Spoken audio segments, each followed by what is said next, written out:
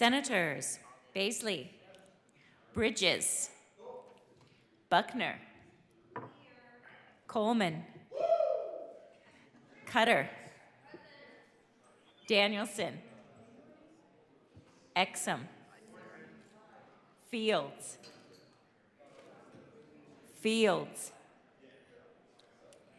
Gardner, Gardner,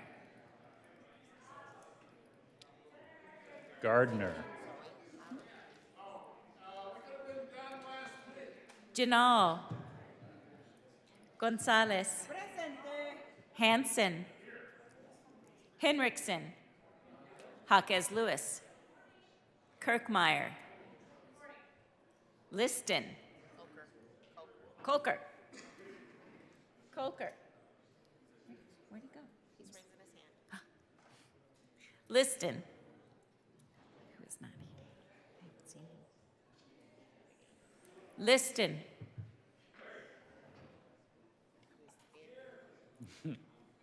Lundeen. Marchman. Excused. Moreno. Mullica.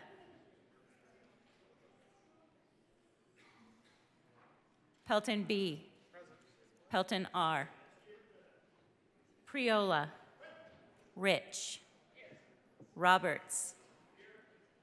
Rodriguez. Simpson. Smallwood. Sullivan. Van Winkle. Van Winkle.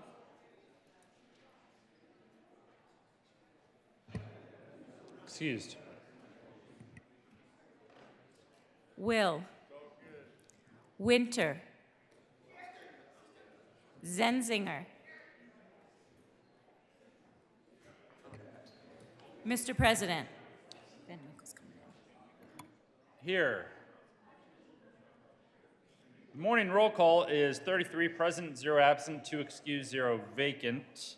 We have a quorum. Will the clerk please add Senator Van Winkle to the roll?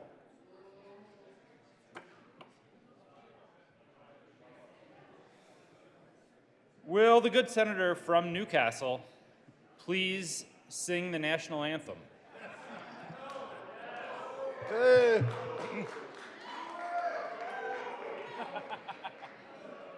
Thank you, Mr. President. I really didn't warm up my voice for that. I wasn't prepared. Would all the senators and all our special guests in the chamber please join me in the Pledge of Allegiance?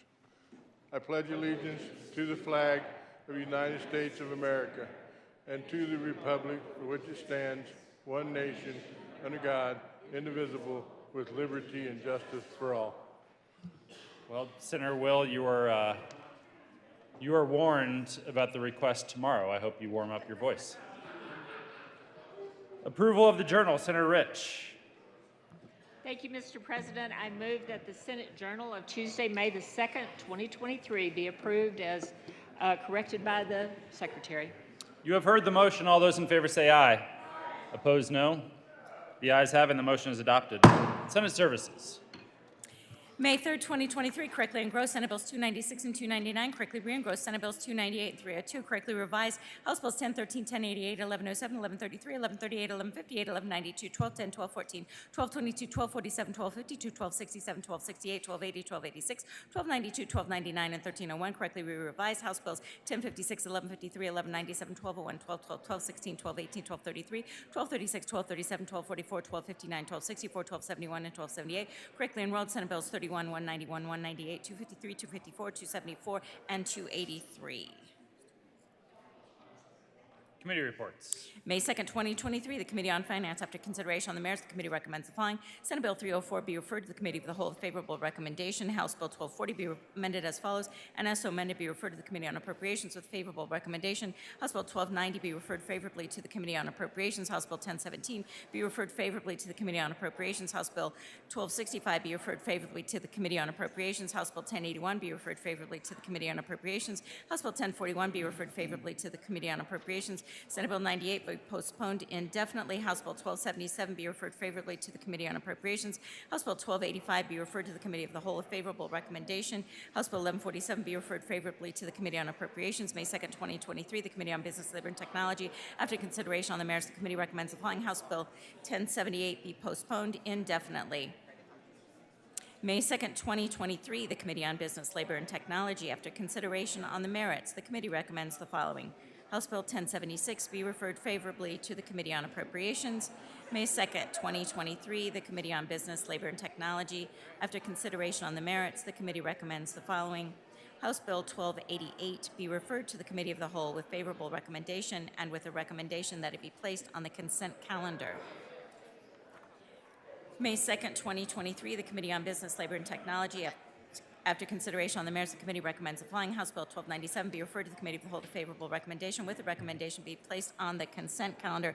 House Bill 1174 be referred favorably to the Committee on Appropriations. May 2nd, 2023, the Committee on Local Government and Housing, after consideration on the merits, the committee recommends the following. House Bill 1287 be referred to the Committee of the Whole with favorable recommendation. House Bill 1255 be amended as follows, and as so amended be referred to the Committee of the Whole with favorable recommendation. House Bill 1304 be amended as follows, and as so amended be referred to the Committee of the Whole with favorable recommendation. House Bill 1254 be referred to the Committee of the Whole with favorable recommendation. House Bill 1065 be referred favorably to the Committee on Appropriations. Conference committees to report. First report of the First Conference Committee on Senate Bill 60 to the Speaker, President of the Senate and Speaker of the House of Representatives. Your First Conference Committee appointed on Senate Bill 60 concerning consumer protections and event ticket sales has met and reports that it has agreed upon the following. One, that the Senate accede to the House amendments made to the bill as the amendments appear in the revised bill with the following changes. Two, that under the authority granted the committee to consider matters not at issue between the two houses, the following amendments be recommended. Respectfully submitted, Senate Committee Senators Rodriguez, Chair, Coleman, and Baisley. House Committee Representatives Doherty, Chair, Lindsay, and Lynch.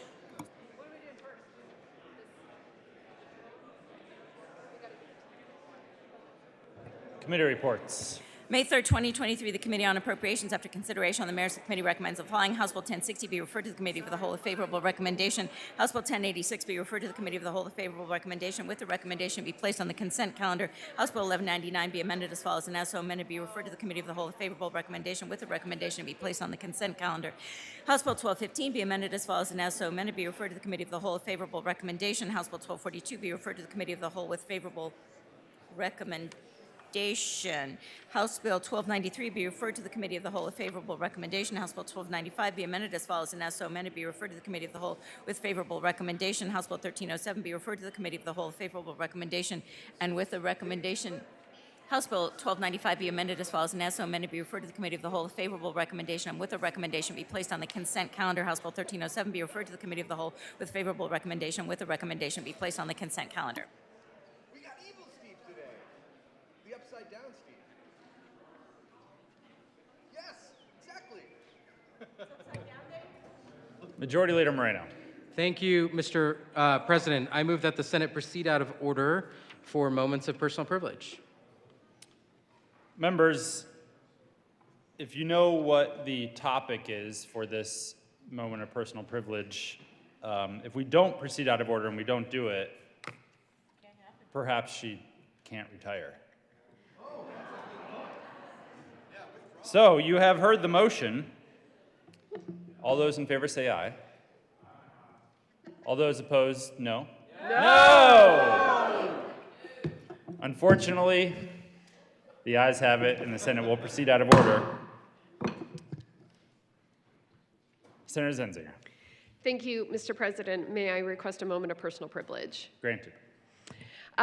Members, we are celebrating a very important person today. You all may be seated, but I would like our guest of honor to please stand. So we learned just last week that Director Carolyn Campman of the Joint Budget Committee will be retiring. And we wanted to offer a tribute in her honor. And at a certain point, Director Campman, you may want to sit down because I think this is going to be a very long process.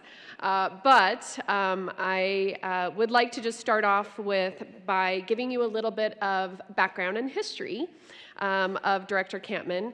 And I also want to point out that we have many people that are in the chamber here today in order to be present, not just from the Joint Budget Committee, but from throughout the Capitol, people that have interacted and worked with Director Campman who are here to honor you and your service today.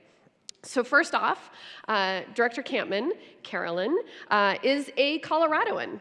She was born, I won't give the year, in Denver, and she was the fourth child and youngest child of Robert and Lillian McFerrin. She was raised in Wheat Ridge and graduated from Wheat Ridge High School in 1983. Go Farmers. Carolyn earned a bachelor's from Claremont McKenna College in Los Angeles, and of course, she was a triple major in politics, philosophy, and economics. She graduated magna cum laude. She met Steve Campman, her husband, who is here with her today. Hello, thank you for sharing her with us all these years.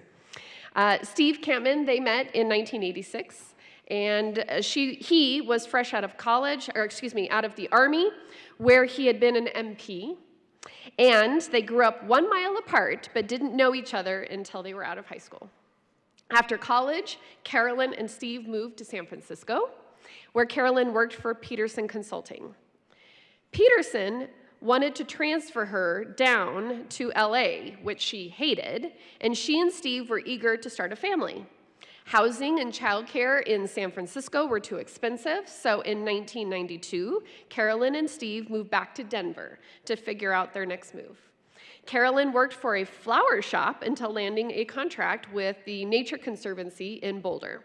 For about a year, she traveled for the Nature Conservancy, helping to set up IT systems at their various locations around the United States. She was hired on at the Joint Budget Committee on August 15, 1994, where she has served for the last 29 years. Their first son, Zenon, who is also here with us today, was born in 1996, and Devin, their second child, was born in 1998. And Steve's mother provided childcare while the children were small, something that Carolyn hopes that she will be able to pay forward. When the children were young, their vacations included traveling the country by trailer, going to see the largest ball of string or the largest prairie dog. They did quite a bit of moving around Denver, too. She and Steve first bought a condo in Ken Carroll, and they later moved to a home in Sloan's Lake, then Stapleton, and now Mayfair. The children attended Odyssey School, where Carolyn served as the treasurer of the board. The family is thriving. Zenon received an electrical engineering degree from CSU. He lives in Denver and works for Excel, and he married Carolina, I'm not sure, a specialist in bovine genetics who received her doctorate from CSU, and they were married in February of 2023. Devin graduated from NYU Shanghai and has also joined the U.S. military, following in his dad's footsteps. He is currently studying at the Defense Language Institute Foreign Language Center in Monterey, California. Carolyn is an organizer, a coordinator, a rock, a genuine person whose voice sometimes cracks when she speaks because she cares so deeply. She rises to the occasion, always. Now, she and Steve are thinking again about how to adventure and explore this beautiful country, and they're looking forward to having the flexibility to spend time with family wherever their children land. In 1994, Carolyn began at the Joint Budget Committee at the same time as John Ziegler, her predecessor, as the staff director. Her assignments over the years included human services and related HICPUF assignments, including child welfare, behavioral health services, EDO, and coordinating the human services team. She also had an assignment with local affairs, treasury, law, education from before the passage of Amendment 23 through the depths of the Great Recession, the Judicial Department. She also did proofing of all the fiscal notes and developing new formats for appropriation clauses in concert with OLLS. She became the staff director in 2019, and just a few of her accomplishments include helping to guide the staff and members through the tumult of COVID-19 pandemic, in which she became the director of less than a year. So we said, welcome, thank you for taking this job, here's COVID. Thoughtfully expanding the JBC staff to handle the increasing workload that has come with a larger and more complex state budget, remodeling the JBC offices to handle that larger staff presence, heading up the legislative management team, protecting the maintenance and the growth of the general fund. She is truly a remarkable person. These are the words of her staff members in describing Carolyn. Quote, "We have trouble imagining the office without her. She is extraordinarily good at her job. Her analysis is impeccable. She understands what is important. She has an exceptional eye for detail. She is sensitive to the people around her. She knows when individual staff are under stress and need relief or simply to be left alone to do their jobs. She is a careful and generous mentor to other staff. She thinks clearly about how to communicate with legislators and the public, rewriting documents that were once arcane to be understood by a broader audience. Every process that she has touched has gotten better." All 6 members of the Joint Budget Committee have a tribute that we will be presenting today to Director Campman. We will also be handing this over to the House members where they would also like to be able to say some words about Director Campman. So after this tribute, we will hand it off to the House. But I will just go ahead and read the tribute. It starts off with, "The State of Colorado, the Senate and House of Representatives convene in the first regular session of the 74th General Assembly, hereby extends recognition and gratitude to Carolyn Marie Campman, Director of the Joint Budget Committee staff. On the occasion of her retirement as Director of the Joint Budget Committee staff of the Colorado General Assembly, we honor her service to Colorado. Through her 29 years on the Joint Budget Committee staff, Carolyn Campman's thoughtful analysis, clear communication, attention to detail, and sensitive mentorship have supported both legislators and other legislative staff in the service of the people of Colorado. Her leadership as staff director over the last 4 years has helped build and sustain critical public services through some of the most challenging times ever experienced by our state government. Her generous spirit, commitment to good government, and devotion to the people of this great state are a source of inspiration to all those who have had the opportunity to serve with her. For these reasons and many more, we present her with this tribute on the request of Senators Rachel Zenzinger, Jeff Bridges, and Barbara Kirkmeyer, and Representatives Shannon Byrd, Emily Sirota, and Rod Bockenfeld, given this 3rd day of May 2023, State Capitol, Denver, Colorado. Members, please welcome and thank Carolyn for her service.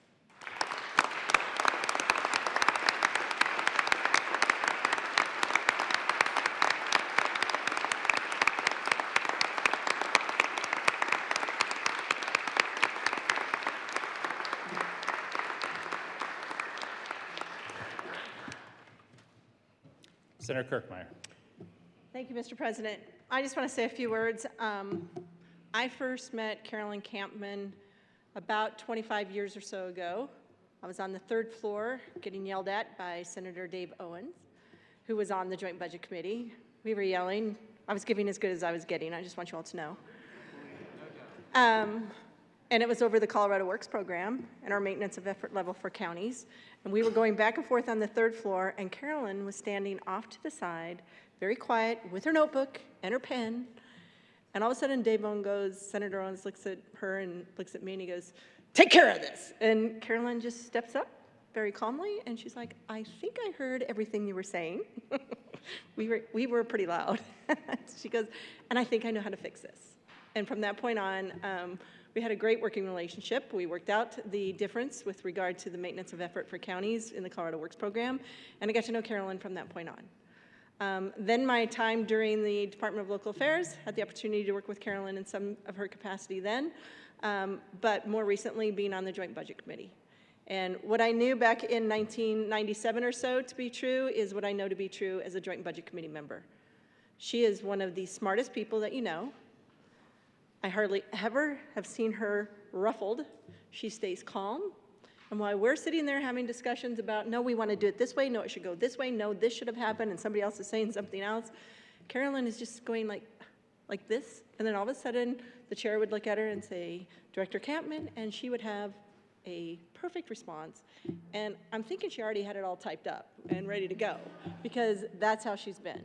She's thorough, she's professional, she's respectful, but she is also a very kind individual who is willing to help anyone at any moment to try and understand anything that's going on that she can. So I have just really appreciated having the opportunity to work with you in the Joint Budget Committee capacity. You're phenomenal. You do a great job. You're going to be missed. We still have your phone number. I just want you to know. So I'll try not to text you on a Sunday anymore, but just really appreciate everything that you have done for the state of Colorado in the exemplary way that you have done it. Thank you very much. Senator Bridges. Thank you, Mr. President. Unflappable, generous, and brilliant. I can't imagine coming onto the JBC with anyone else as the lead. And I've heaped praise on our chair for taking 5 folks who've never been there and helping them figure out how to do this job, I think, extraordinarily effectively. But there were so many dumb questions early on in those first few months, and most of them asked by me. And you were always extraordinarily patient in helping us understand what it was that we were voting on, what all of the, it's an entirely different vocabulary over there, helping us learn that vocabulary, and then following up afterwards, coming over after the conversations always, and just checking in and confirming, making sure that we had all the information we needed, that we could engage in this process in ways that, and I think I'm extraordinarily proud of this budget. I'm extraordinarily proud of the team that put it together, and I think the biggest reason that this all worked out so well this year is you, Director, and I am going to miss you dearly. I was not as aware of everyone else, apparently, that retirement was as impending as it was. It has been a blessing to get to know this job with you as the director, and you will be sorely missed, not only by me and folks at the JBC and members, but the people of Colorado have benefited greatly under your leadership, and it will be a loss. Thank you so much for your service. Senator Hansen. Thank you, Mr. President. I request a moment of personal privilege. Granted. I've had the chance to spend 3.5 years across the street. I was pleased to join Majority Leader Moreno and Senator Zenzinger on the hiring committee in 2019, where we made a really good decision to hire our new director, Director Carolyn Campman. And we all know the tumult at the JBC over the last few years, both because of what was happening with the pandemic and the economy and the ups and downs. And in a sense, I feel like we've had almost 3 budgets each of the last 4 years. And I'm sure the staff has felt that intensely, but nobody more than how Carolyn Campman had to step up in the face of a workload that essentially tripled as we were trying to make sense out of the cuts, and then the federal money, and then the state one-time money that came with these ups and downs. And I think most of the general public probably has no idea. I would guess most of the members of this body missed some of that as well. But it was so intense. And Director Campman is so deeply competent, so steeped in the traditions of the JBC, but also knowing almost every one of the thousands of line items. And so if there was a question, if there was confusion, she solved it every single time. We made a great decision, that hiring committee, and it's been clear as she has risen to this occasion that we've just been through over the last 4 years. The other funny quip is that members of the JBC will often be trying to figure out which way a staff member leans, left or right. Some of the staff, we figured it out pretty quick. With Carolyn Campman, it's impossible. She is so deeply committed to doing her job as nonpartisan staff and supporting every single member of this body and every single member of the JBC. And it's another example of her deep competence. And I'm so grateful to have had a chance to work with you. I wish you and your husband an amazing retirement. And we'll miss you very much. Majority Leader Moreno. Thank you, Mr. President. I request a moment of personal privilege. Granted. Thank you, Mr. President. I spend a lot of time in the well, but I actually rarely speak on anything. And I can think of no better reason to come to the well to speak than to honor the incredible service of Director Campman.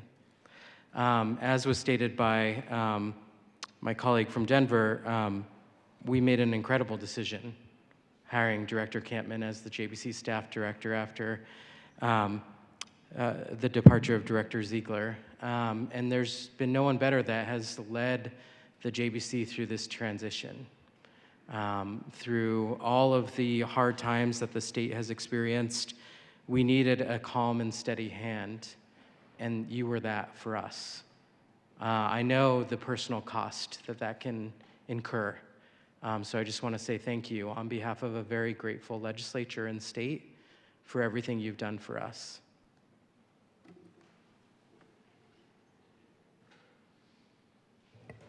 Senator Zenzinger. Thank you, Mr. President. So we will wrap up our comments, but please know that we will miss you tremendously. Thank you very much for your service, and expect to receive the same sort of praise all over again in the House, which is where you are expected next. Director Campman, congratulations on all of your years of service. And members, if you'll just help me congratulate her once more.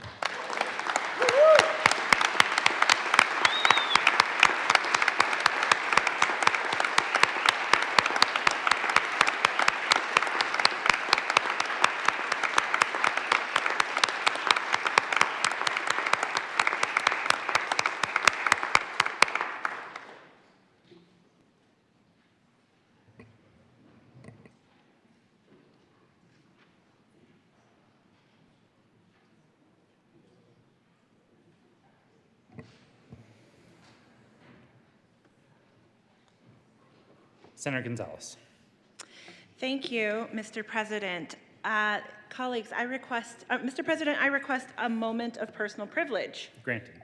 Thank you, Mr. President. Colleagues, it is with great joy that I have some guests that I'd like to acknowledge and welcome today. I have a tribute here in honor of a longtime dear family friend of one of our very own sergeants, Ted Abad. And this is a memorial tribute in honor of his longtime family friend, Raymond A. Romero. Raymond A. Romero, affectionately known as Monk, was born on June 10th, 1937 in Denver to Joseph T. Romero and Amelia Lovato, and he passed away on April 30th, 2021. Ray was one of 9 children and attended Fairview Elementary, where he started boxing at the old Rudy Park at the age of 10. And Ray continued his passion for boxing and fought for the Jewish Community Service at 15th and Julian while attending St. Cajetan's Junior High and West High School. At the age of 18, Ray began boxing for the Golden Gloves at Remark Jewelers, where he met Audrey Sopris and married her on December 7th, 1957, later having 6 children, Elizabeth, Joseph, Linda, Patrick, Cynthia, and Adrian. After working for the Denver Water Department and Rio Grande Railroad for 10 years, Ray enrolled at the Community College of Denver in 1967 to study culinary arts and graduated in 1969. He continued his love for boxing and became a coach at Our Lady of Guadalupe Church, where, with the help of Manuel Gurule, John Coronado, and Mike Quintana, they won 2 parochial league championships from 1968 to 1972. Ray moved to Rudy Park with coach Joe Abeda and was later joined by Lou Garcia and Red Thompson from 1975 to 1991, during which time they won 10 Golden Gloves state championships, 7 regional tournaments, and 2 national titles. Ray's dedication to the sport of boxing earned him recognition as a coach for the Pan Am team in 1987 and the Sports Festival in North Carolina. And in 1988, he took the USA International team to Moscow and won the championship. Ray's love for the sport extended beyond the ring as he mentored many young men and helped them stay off the streets and away from drugs.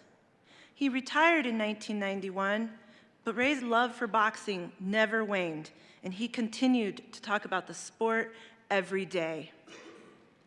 I have a tribute here to honor and acknowledge the elders in our community, the folks in our community who stand as pillars to young people, who offer them positive, meaningful ways to get involved in their community through sports in the West Side and through boxing.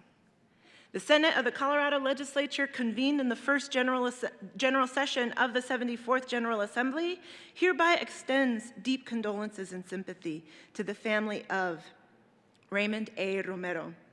The members of the Colorado Senate extend condolences to the family of Raymond A. Romero, affectionately known as Monk.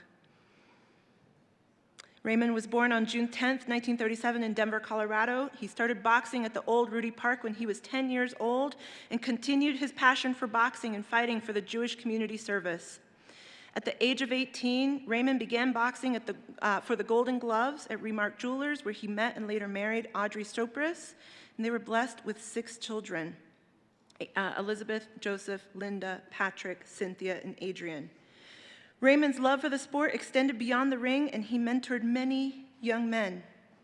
Raymond retired in 1991, and his love for boxing never waned, and he continued to talk about the sport every day. On the request of Senator Julie Gonzalez, given this 3rd day of May 2023, State Capitol, Denver, Colorado, signed by President of the Senate, Steve Fenberg. Colleagues, I'd like to acknowledge his many friends and family members who are joined here today. I invite you all to stand so that you can be acknowledged, because Raymond Romero's family is a pillar, continues to be a pillar in the west side of Denver. Thank you all so much for your work, for allowing Raymond to be a part of our community and a part of the West Side, for inspiring as many young people as he did over the course of generations. Colleagues, please join me in welcoming our guests to the Senate chamber.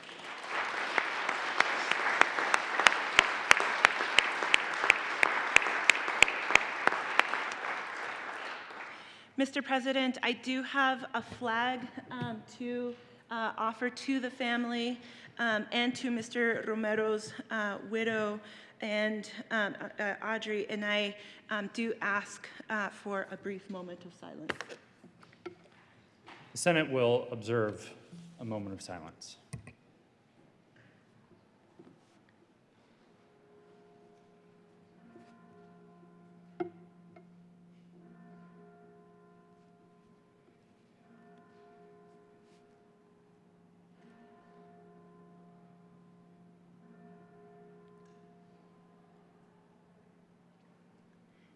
Thank you, Mr. President. Thank you, colleagues.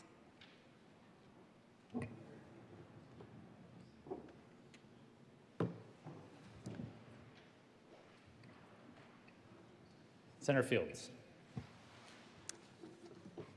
Good morning, Mr. President. I'd like to request a moment of personal privilege. Granted. Thank you, Mr. President. Colleagues, I'm pleased to welcome to the Senate chamber the Brown Parents United Foundation. This is a nonprofit organization designed to empower children to promote equity, diversity, inclusion through confidence building in the community and school engagement. Their primary focus, however, is also on environmental justice, breaking barriers to health disparities, and just helping young people usher their way through challenges that they face. With me today, if you all will be, please stand, because these are the board members of the Brown Parents United Foundation. We have, of course, you've seen her in the chambers before, Congresswoman for Commerce City. We have Christy Douglas here, and other board members, Chanel Williams. We have Lisa Gonzalez and Lucy Molino, and then Sherry Walker. Please welcome them to the State Senate. Thank you.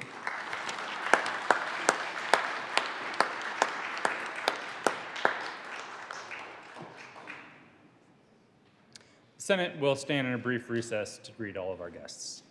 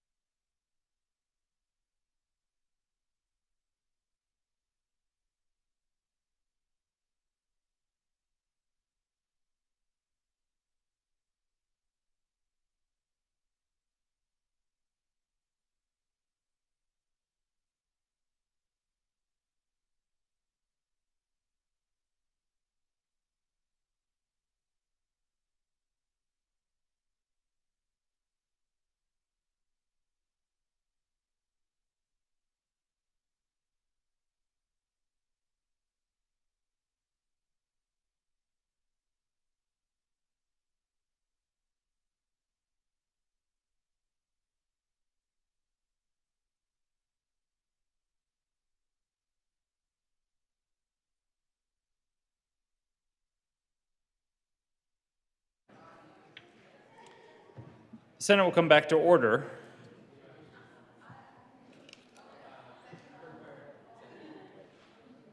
In response to a request from the House for a conference committee on House Concurrent Resolution 1001, the Senate conferees are Senators Gonzalez as the chair, Gardner and Moreno on the first conference committee. In response to a request from the House for a conference committee on House Bill 1019, the Senate conferees are Senators Gardner as the chair. A grave mistake must have occurred in paperwork. And Gonzalez and Moreno as members on the first conference committee on House Bill 1019. Senator Zenzinger. Thank you so much, Mr. President. May I request a moment of personal privilege? Granted. Members, I want to draw your attention to the fact that May is Foster Care Month. As part of Foster Care Month, we have some guests who are in the Capitol today from some organizations that work on foster care issues.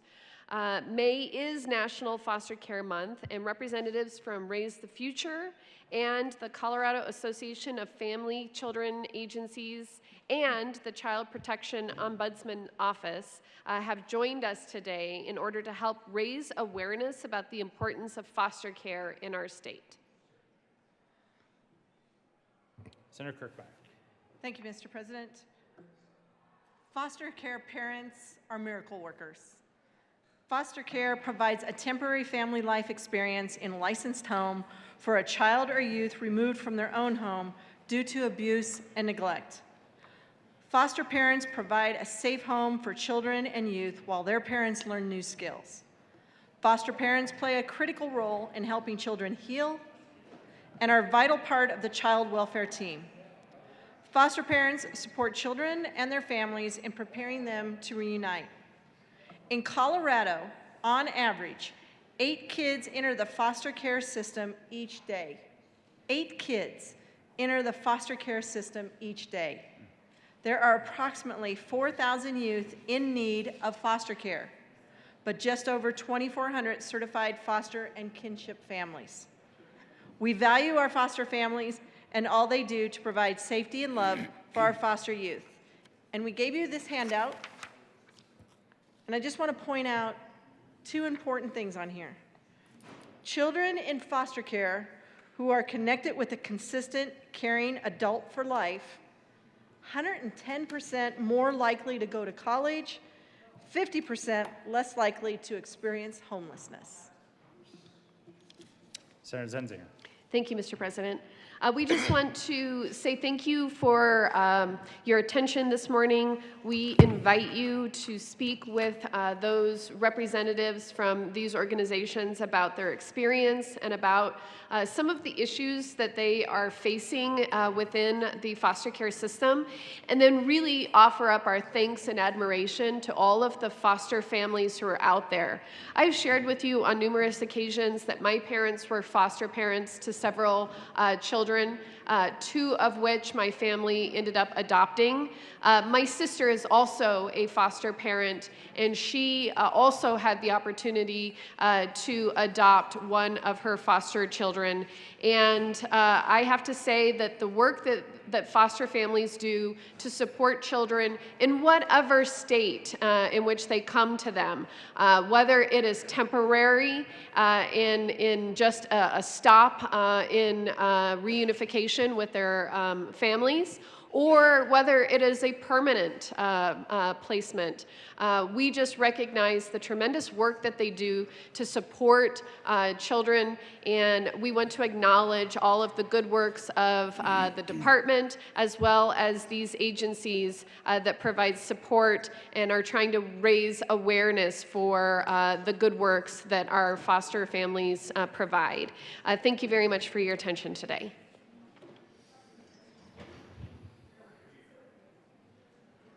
Senator Hawkins-Lewis. Thank you, Mr. President. I will make this fast, but it's important, and I request a moment of personal privilege, if I might. Granted. Thank you.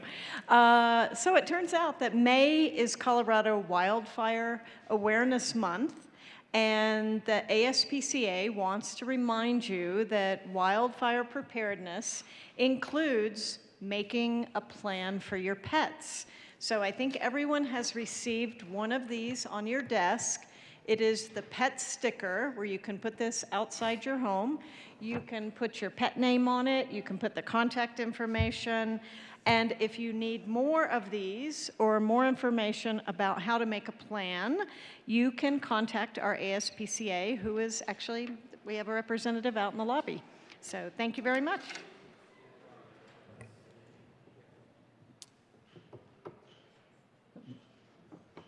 Majority Leader Moreno. Thank you, Mr. President. I move to lay over the special orders calendar until later today. Motion is to lay over the special orders calendar until later today. All those in favor say aye. Aye. Opposed, no. The ayes have it, and the calendar will lay over until later today. Third reading of bills, consent calendar. Will the clerk please read all of the bills on the consent calendar?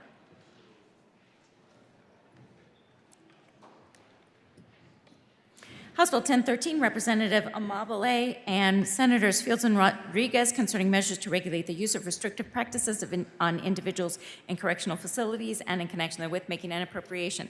House Bill 1107, Representatives Duran and Pugliese, Senators Gardner and Winter F concerning funding for crime victim services. House Bill 1247, Representatives Lukens and Winter T, Senators Roberts and Pelton R concerning a requirement that the Colorado Energy Office conduct studies to assess advanced energy solutions in rural Colorado and in connection therewith making an appropriation. House Bill 1267, Representatives McCluskey and Soper, Senators Roberts and Will concerning increased penalties for speeding violations on highways with steep downhill grades and in connection therewith making an appropriation. House Bill 1299, Representatives Byrd and Bockenfield, Senators Bridges and Kirkmeyer concerning the Justice Reinvestment Crime Prevention Initiative and in connection therewith making an appropriation.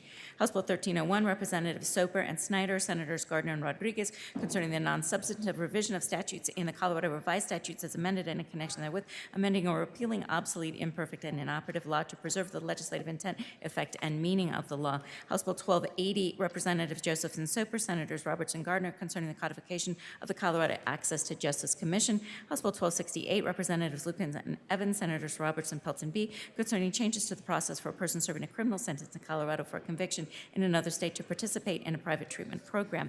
House Bill 1222, Representatives Duran and Wiseman, Senators Roberts and Winters concerning the jurisdiction of municipal courts to hear domestic violence offenses. House Bill 1292, Representatives Wiseman and Soper, Senators Gonzalez and Gardner concerning the adoption of the 2023 recommendations of the Colorado Commission on Criminal and Juvenile Justice regarding enhanced sentencing.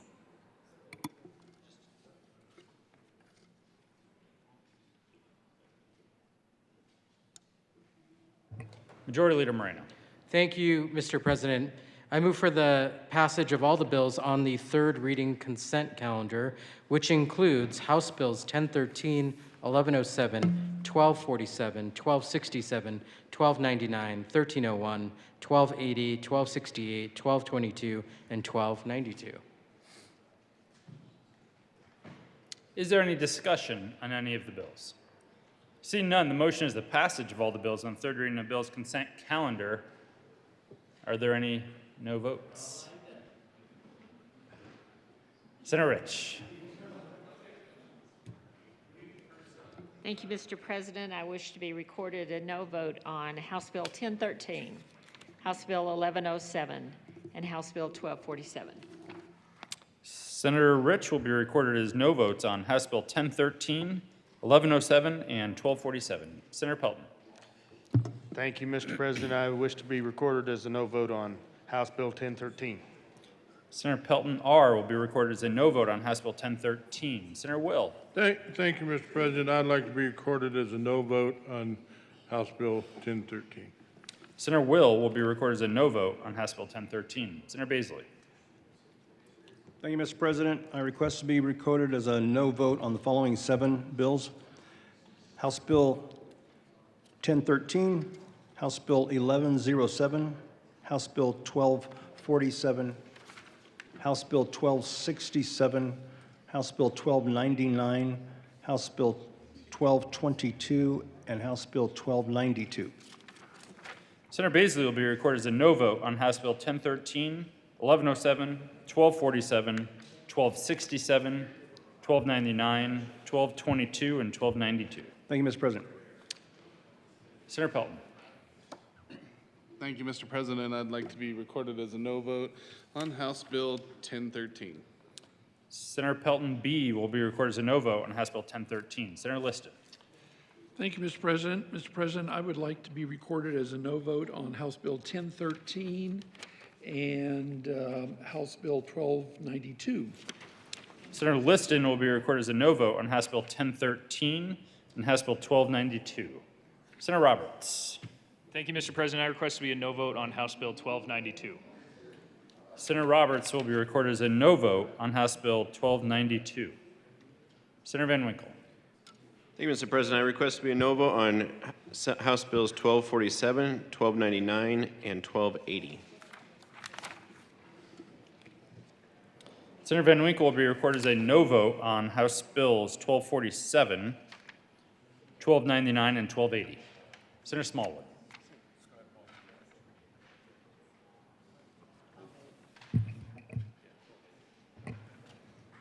Senator Lundin. Thank you very much, Mr. President, and good morning. I request to be recorded as a no vote on the following three House bills, 1247, 1299, and 1292.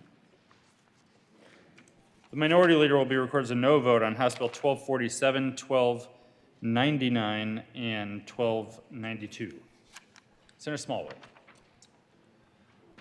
Thank you, Mr. President. I would like to be recorded as a no vote on House Bill 1267, House Bill 1247, and House Bill 1013.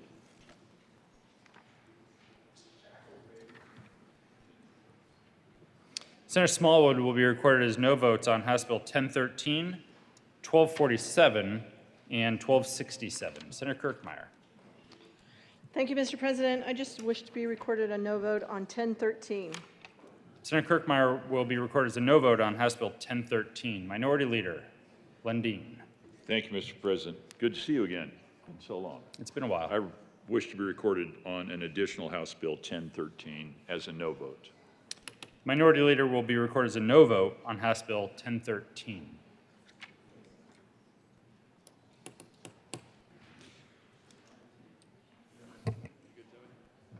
With a vote of 26 ayes, 9 noes, 0 absent, 0 excused, House Bill 1013 is passed. Co-sponsors.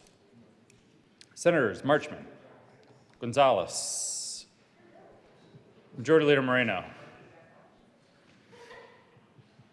Priola, Buckner, Hansen, Kolker,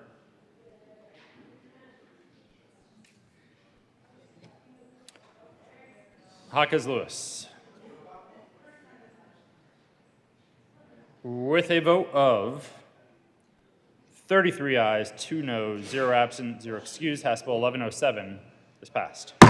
Co-sponsors, Senators Sullivan, Priola, Marchman, Bridges, Danielson, Henriksen, Buckner, Zenzinger, Gonzalez, Kolker, Majority Leader Moreno, Coleman, Hawkes Lewis, Janal, Smallwood, Exum, Mullica, Roberts, Hansen. Please add the President.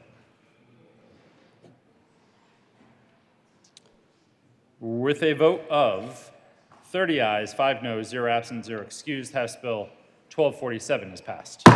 Co-sponsors, Senators Pelton B., Simpson, Mullica, Exum, Will,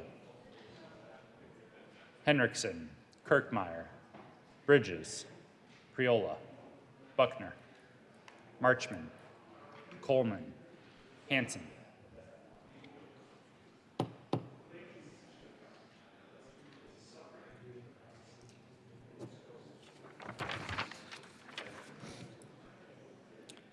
With a vote of 33 ayes, 2 noes, 0 absent, 0 excused, House Bill 1267 is passed. Co-sponsors, Senators Hansen, Liston, Priola. Majority Leader Moreno. Henriksen. Mullica.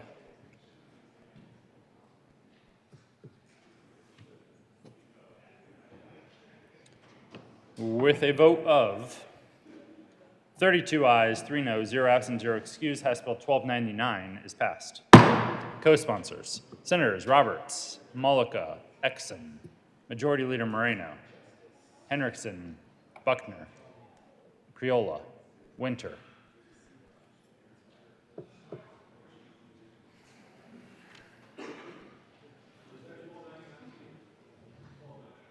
Smallwood.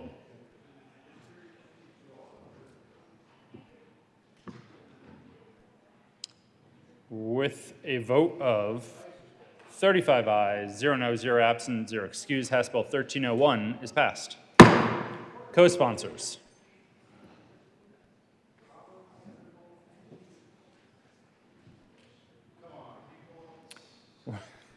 With a vote of 34 ayes, 1 no, 0 absent, 0 excused, House Bill 1280 is passed. Co-sponsors. Majority Leader Moreno.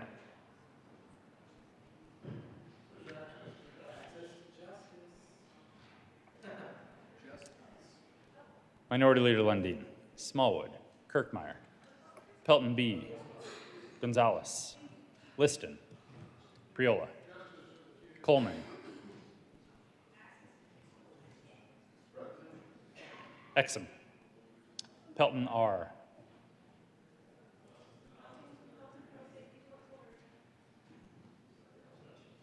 With a vote of 35 ayes, 0 noes, 0 absent, 0 excused, House Bill 1268 is passed. Co-sponsors, Senators Mullica, Majority Leader Moreno, Pelton R. Marchman, Priola, Winter.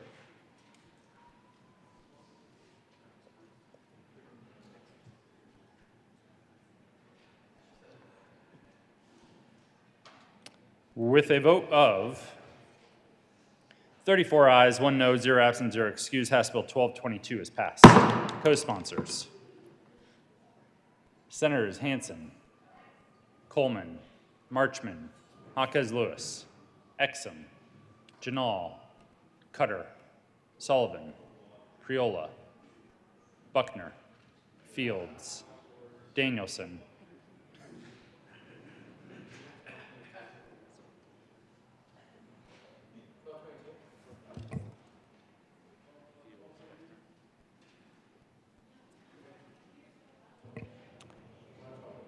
Majority Leader Moreno, Mullica,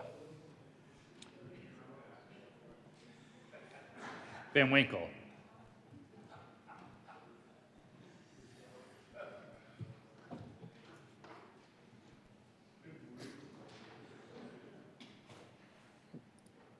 with a vote of 31 ayes, 4 noes, 0 absent, 0 excused, House Bill 1292 is passed. Co-sponsors,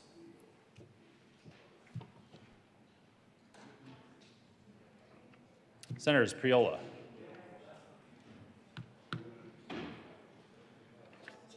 Majority Leader Moreno,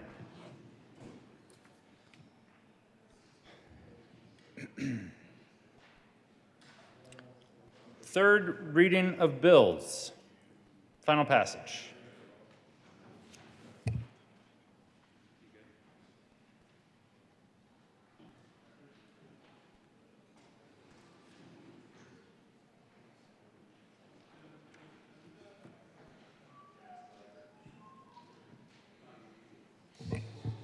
Will the clerk please read the title to House Bill 1245? House Bill 1245, Representatives Parenti and Wilford, Senators Priola and Rodriguez, concerning requirements under the Fair Campaign Practices Act for municipal elections. Senator Priola. Mr. President, I move House Bill 1245 on third reading and final passage. The motion is the adoption of House Bill 1245. Discussion. Members, this is a continuation of a debate we began. And I think everyone will be pleased to know that Senator Gardner already spoke twice.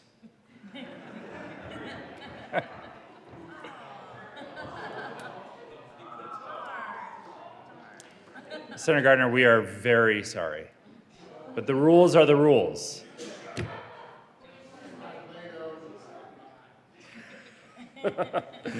See no further discussion. The motion is the adoption of House Bill 1245. Are there any no votes? Senators Van Winkle, Baisley, Will, Rich, Gardner, Minority Leader Lundin, Smallwood, Kirkmeyer, Liston, Pelton B, Pelton R, Simpson, Danielson, Zenzinger.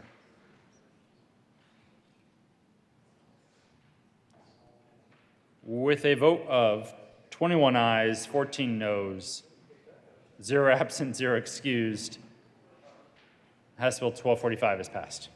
Co-sponsors, Senators Fields, Majority Leader Moreno, Gonzalez, Mullica, Hanson, Exum, Coleman, Jaquez Lewis.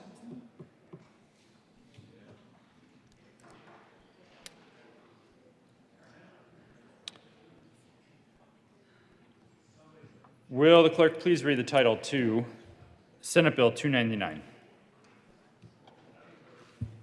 Senate Bill 299, Senators Cutter and Representative Tatone, concerning the requirement to acquire epinephrine auto-injectors replacement at institutions of higher education. Majority Leader Moreno. Thank you, Mr. President. I move Senate Bill 299 lay over to the end of the calendar. Motion is to lay over Senate Bill 299 to the end of the calendar. All those in favor say aye. Aye. Opposed, no. The ayes have it, and that bill will lay over. Will the clerk please read the title to House Bill 1158? House Bill 1158, Representatives Wolford and Taggart, Senator Mullica, concerning the creation of the Colorado Commodity Supplemental Food Grant Program and in connection therewith making an appropriation. Senator Mullica. Thank you, Mr. President. I move House Bill 1158 on third reading and final passage. Is there any discussion? Seeing none, the motion is the passage of House Bill 1158. Are there any no votes? Senators Van Winkle, Baisley. With a vote, please add Minority Leader Lundin as a no vote. With a vote of 32 ayes, 3 noes, 0 absent, 0 excused, House Bill 1158 is passed. Co-sponsors, Senators Janal, Henriksen, Sullivan, Winter, Majority Leader Moreno, Marchman, Fields, Buckner, Priola, Coleman, Exum, Roberts, Zenzinger, Hanson. Please add the president. Will the clerk please read the title to House Bill 1088? House Bill 1088, Representative Martinez, Senator Henriksen, concerning a program to provide mental health services for veterans and in connection therewith making an appropriation. Senator Henriksen. Thank you, Mr. President. I move House Bill 1088 and on third read and final passage and ask for an aye vote. Seeing no discussion, the motion is the adoption of House Bill 1088. Are there any no votes? With a vote of 35 ayes, 0 noes, 0 absent, 0 excused, House Bill 1088 is passed. Co-sponsors, Senators Pelton B, Pelton R, Simpson, Will, Van Winkle, Baisley, Gardner, Minority Leader Lundin, Smallwood, Kirkmeyer, Exum, Mullica, Roberts, Hanson, Coleman, Gonzalez, Janal, Zenzinger, Bridges, Sullivan, Winter, Danielson, Marchman, Jaquez Lewis, Colker, Majority Leader Moreno, Fields, Priola, Cutter, Buckner.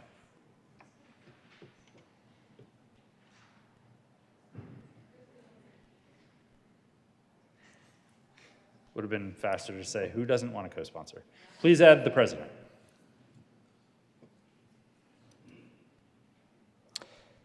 Will the clerk please read the title to House Bill 1133? House Bill 1133, Representatives Lindsay and Amabile, Senators Gonzalez and Rodriguez, concerning the cost of communication services for persons in custody and in connection therewith making an appropriation. Senator Rodriguez. Thank you, Mr. President. I move House Bill 1133 on third reading and final passage. Excuse my partner. And I'd like to make one comment yesterday in seconds. I'd like to acknowledge the minority leader who called me on my phone during a free call, which I didn't answer because I was on doing other business. But had it not been a free call, it probably would have cost about $7 or $8. No such thing as a free call. Senator Gonzalez. Thank you, Mr. President. Actually, if we pass 1133, we have the opportunity to do just that. I think someone's going to pay for it. Senator Gardner. Thank you, Mr. President. Well, I've not spoken on this bill on third reading before.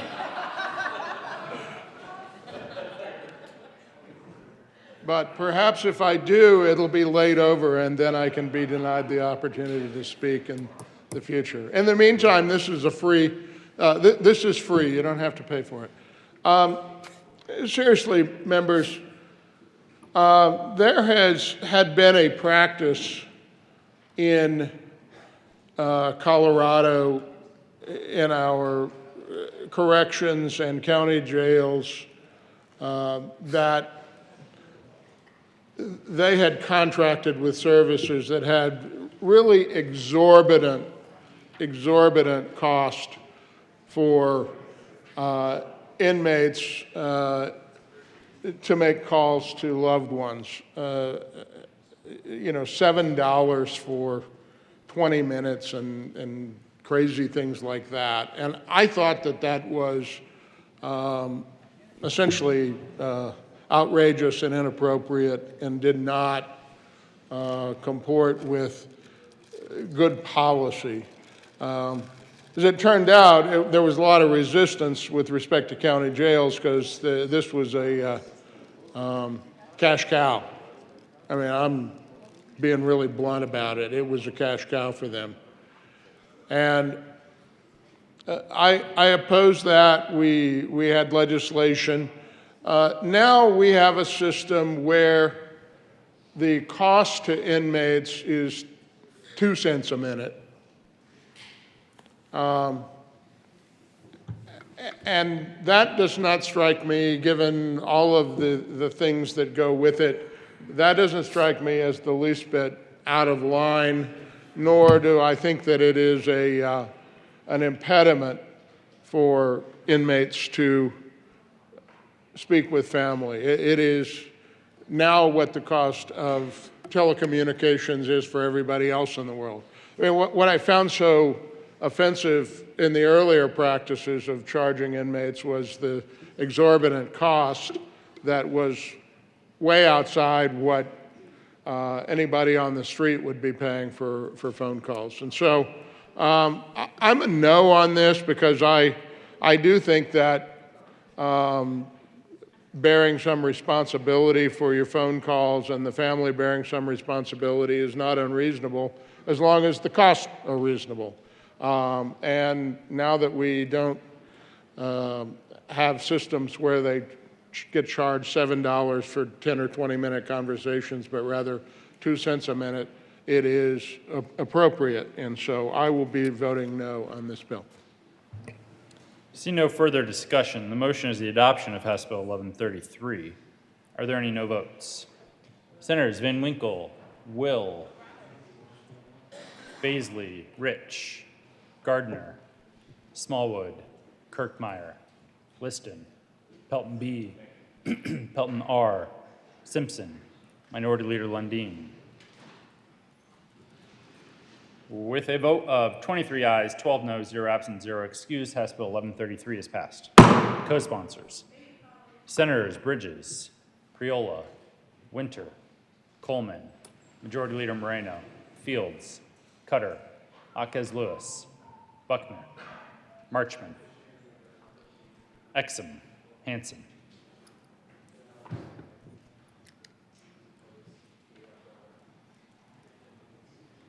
Will the clerk please read the title to House Bill 1138? House Bill 1138, Representatives Amabile and Soper, Senator Rodriguez, concerning procedures related to adult competency proceedings. Senator Rodriguez. Thank you, Mr. President. I move House Bill 1138 on third reading and final passage. The motion is the passage of House Bill 1138. Are there any no votes? Senators Van Winkle, Baisley, Rich, Will, Lundin, Smallwood, Kirkmeyer, Gardner, Pelton B, Pelton R, Simpson.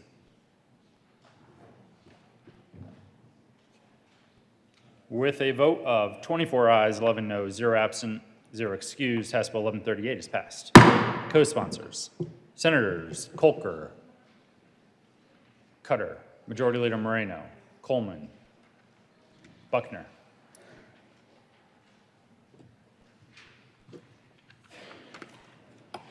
Will the clerk please read the title to House Bill 1252? House Bill 1252, Representatives Leiter and Kipp, Senator Exum and Hansen, concerning the implementation of measures to advance thermal energy service. Senator Exum. Thank you, Mr. President. I move for third reading passage on final third reading passage on House Bill 1252. The motion is the adoption of House Bill 1252. Are there any no votes? Senators Van Winkle, Will, Baisley, Rich, Smallwood, Liston, Pelton B, Kirkmeyer, Lundin, Gardner, Pelton R. With a vote of 24 ayes, 11 noes, 0 absent, 0 excused, House Bill 1252 is passed. Co-sponsors, Senators Janal, Sullivan, Winter, Priola, Malika.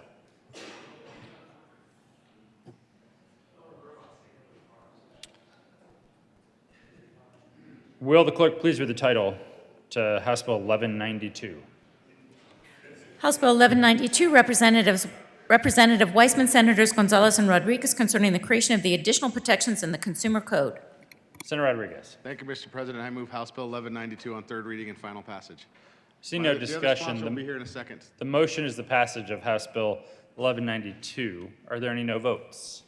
Senators Van Winkle, Baisley, Rich, Gardner, Lundin, Smallwood, Liston, Pelton B, Pelton R, Will, Simpson.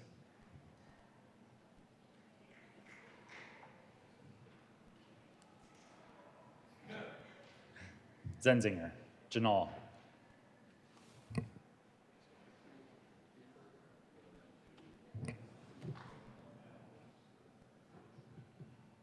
Kirkmeyer.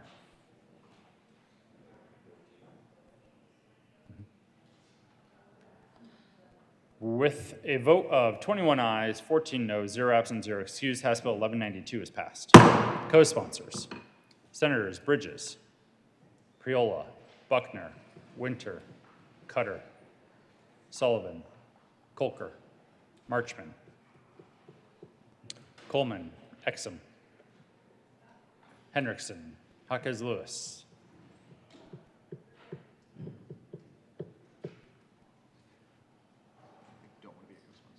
Senator Bridges. Thank you, Mr. President. I was giving a thumbs up to a colleague, not asking to be co-sponsored. Please remove my name as a co-sponsor from 1192. But it's such a good bill. I thought it was an interesting way to be to ask to be a co-sponsor, but it just seemed like you were very excited about it. Please add the president.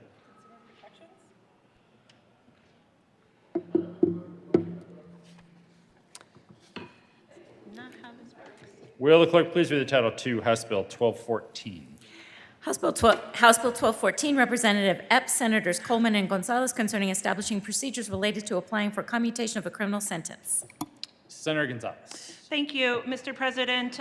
We move House Bill 1214 on third reading and final passage, and we ask permission to offer a third reading amendment. Oh, Senator Gonzalez. Please explain the need. Senator Gonzalez. Thank you, Mr. President. I want to express my gratitude and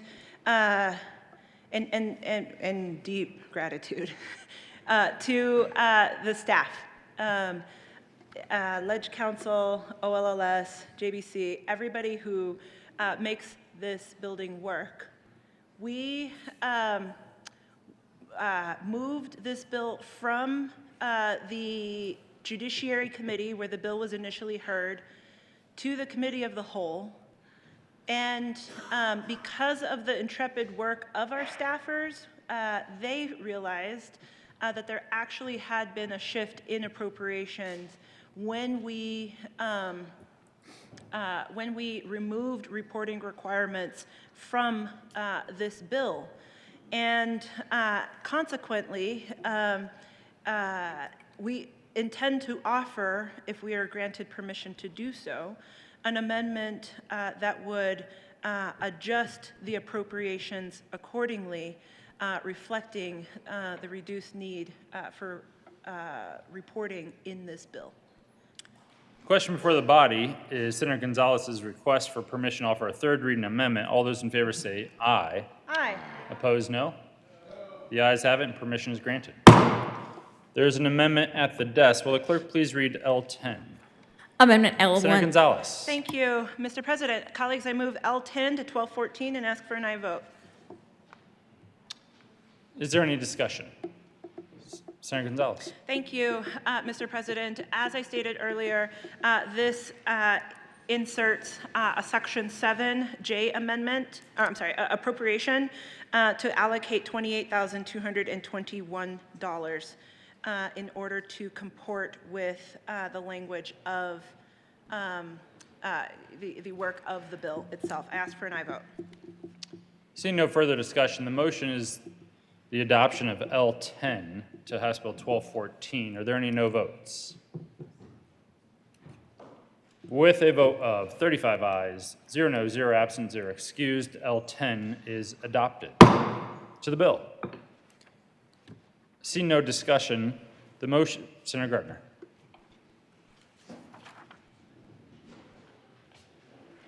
Thank you, Mr. President. Members, I was a no in committee on this bill, and I will be a no this morning. The bill sets up a process and a procedure for the governor to consider commutations, pardons, and the like. There's existing statute about this.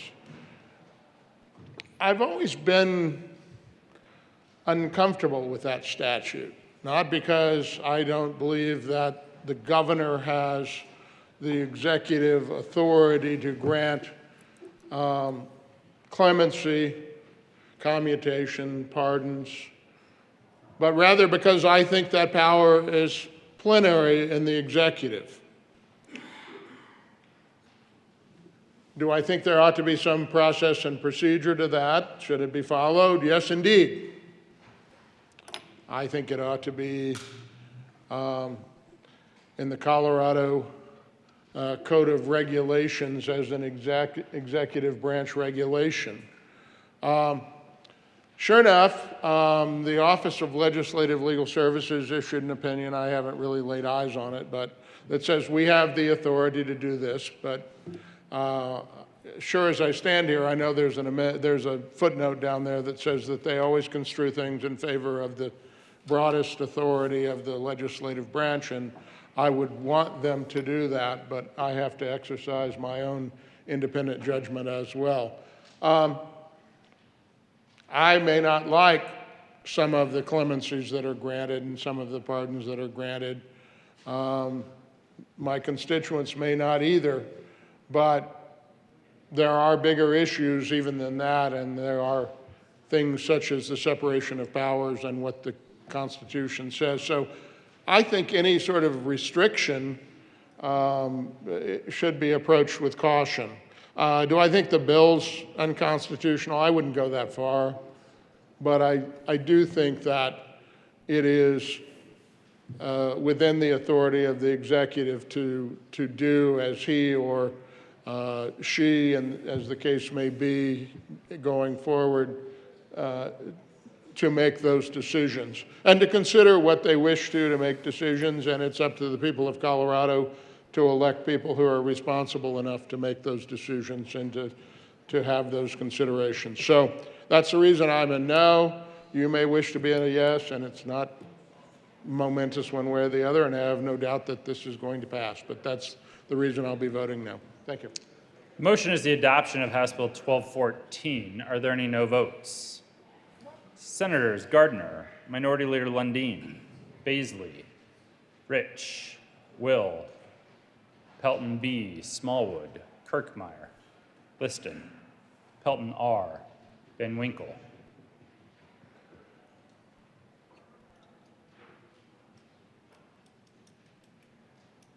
With a vote of 24 ayes, 11 noes, 0 absent, 0 excused, House Bill 1214 is passed.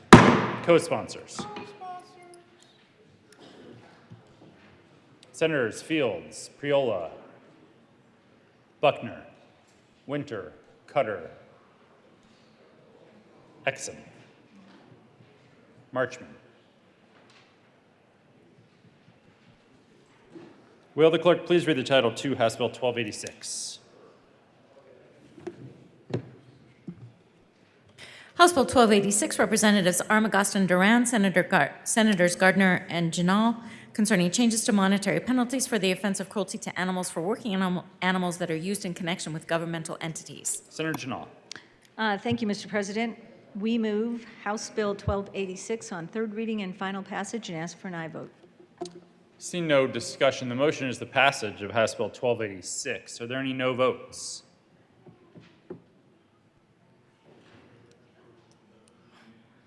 With a vote of 35 ayes, 0 noes, 0 absent, 0 excused, House Bill 1286 is passed. Co-sponsors. Senators Van Winkle, Will, Roberts, Liston, Baisley, Hanson, Pelton R, Simpson, Smallwood, Zenzinger, Kolker, Cutter.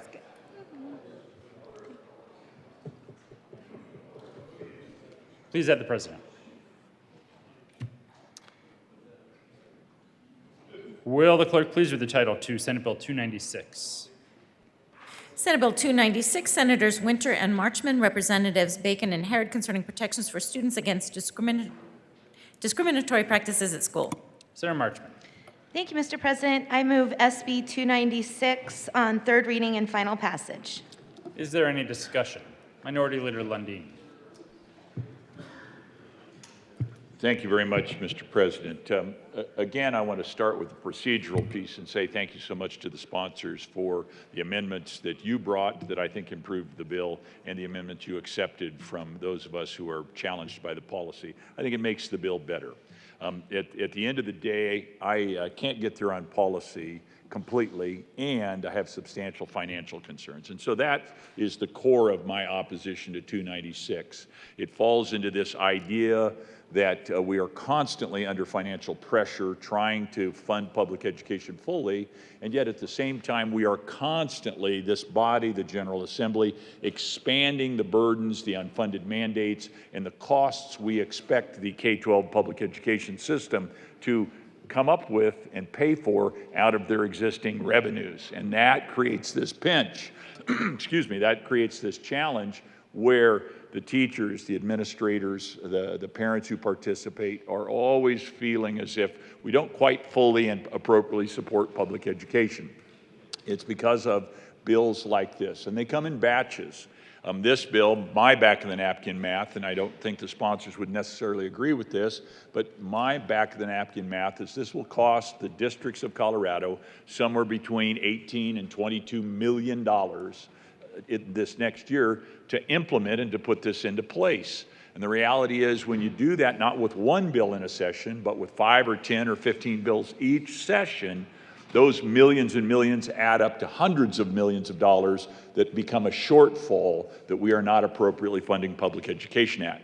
And so that is my primary argument against this, even though I don't think we're quite right on the policy as presented as well.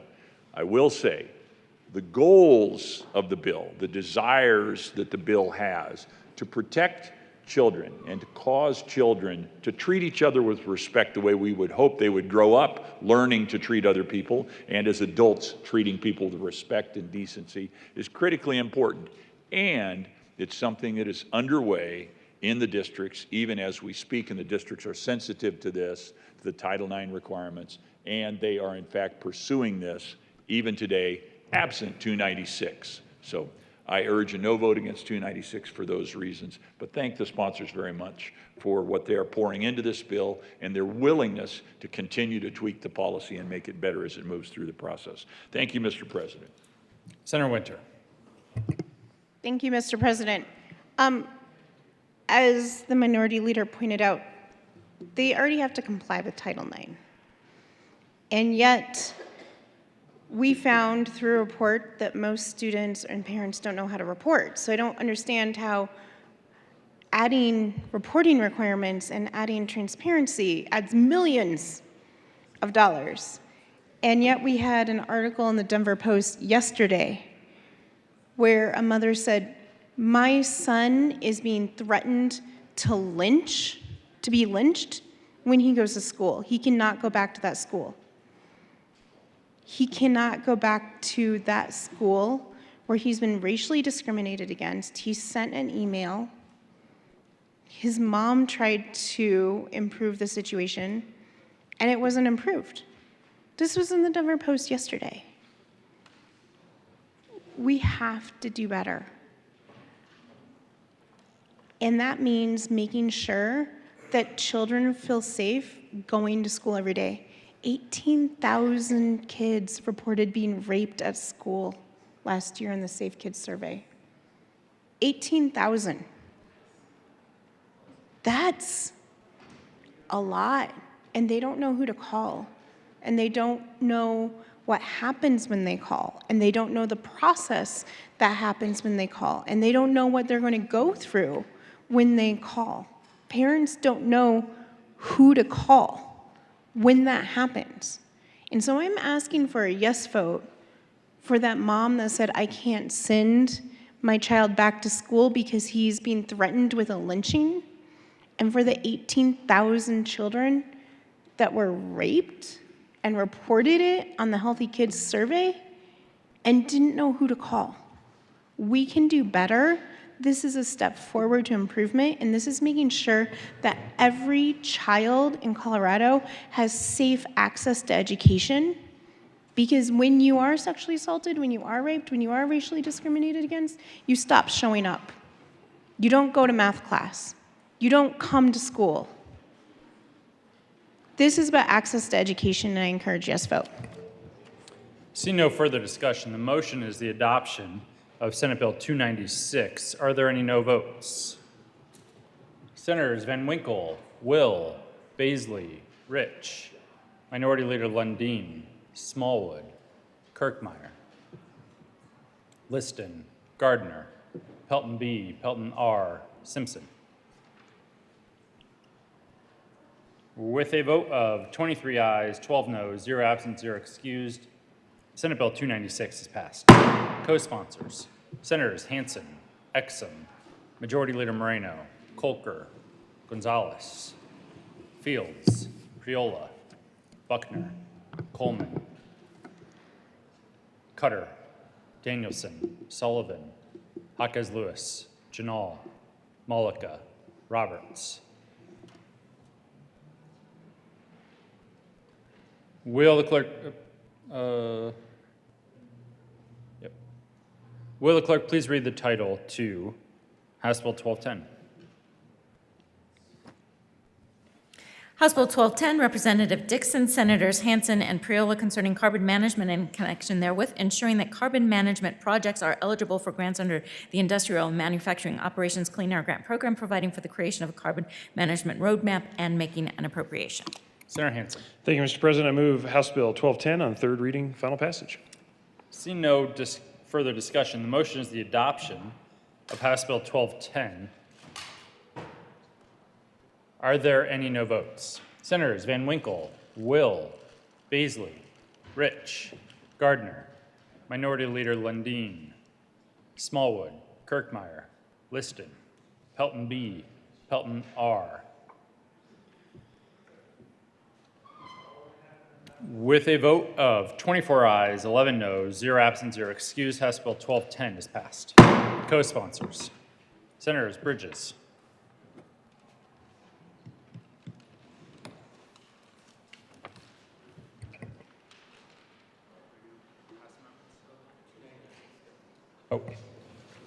will the clerk please read the title to Senate Bill 299? Senate Bill 299, Senator Cutter, Representative Tatone, concerning the requirement to acquire epinephrine autoinjector for placement at institutions of higher education. Senator Cutter. Thank you, Mr. President. I move Senate Bill 23299 on third reading and final passage. Seeing no discussion, the motion is the adoption of Senate Bill 299. Are there any no votes? Senators Van Winkle, Liston, Pelton, R.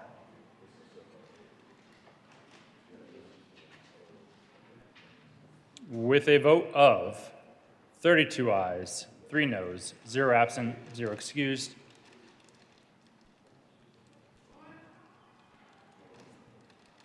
going to be a no.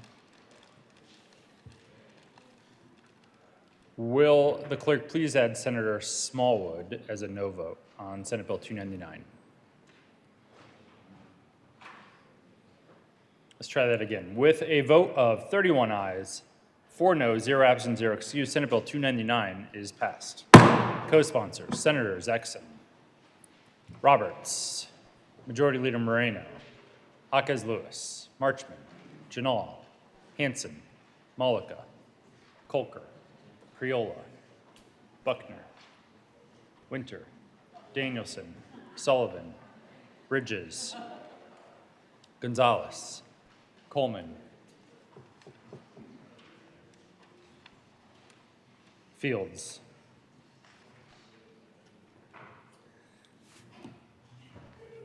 Henriksen. Please add the president. Majority Leader Moreno. Thank you, Mr. President. I move to lay over the balance of the calendar until later today. The motion is to lay over the balance of the calendar until later today. All those in favor say aye. Aye. Opposed, no. The ayes have it, and the balance of the calendar will lay over until later today. Announcements. Majority Leader Moreno. Thank you, Mr. President. Colleagues, in terms of how the rest of the day will go, we are going to break now for upon adjournment committees. So the chairs of the State Veterans and Military Affairs Committee and the Health and Human Services Committee will be announcing shortly their committee meetings. After those are done, we will come back to the floor to take up a special orders calendar. And then we obviously have afternoon committees that will likely get delayed until this evening. So just in terms of you having an understanding of the rough procedure for the rest of the day. Senator Coleman. Thank you, Mr. President. Members, Senate State Veterans and Military Affairs Committee will be meeting in the Old Supreme Court probably about 11 o'clock, should say 11, to hear 4 bills, House Bill 1057, 1291, 1296, and 1306. Senator Fields. Thank you, Mr. President. Members of the Health and Human Services Committee, we will meet at 11:10 and on our Committee Room 357, and we have 4 bills for consideration. Senator Bridges. Thank you, Mr. President. Just a heads up to the members of the Appropriations Committee and all those who care about the Appropriations Committee beyond these walls. We will be meeting every morning that there is session, probably until Monday. So should we meet on Sunday, we'll probably have an approps hearing Sunday morning. We will also likely have an Appropriations Committee hearing sometime Friday afternoon, just to make sure that every possible bill that we can get through will be gotten through. Just a heads up on appropriations calendaring. Senator Winter. Thank you, Mr. President. Just a reminder that Transportation and Energy is canceled today, and we will be hearing the bills that were scheduled for today tomorrow in Transportation and Energy upon adjournment. Senator Van Winkle. Thank you, Mr. President. Members, it is concrete day here at the Capitol, so there is lunch provided on the east side of the Capitol, starting in about 5 minutes right here until 1 o'clock today. So cheeseburgers and other lunch items. Please join them. Majority Leader Moreno. Thank you, Mr. President. I move that the Senate recess until 11 a.m. today. Colleagues, again, you do not need to return. We will return after the upon adjournment committees finish up their work. You have heard the motion. All those in favor say aye. Opposed, no. The ayes have it, and the Senate will recess until 11 a.m. today.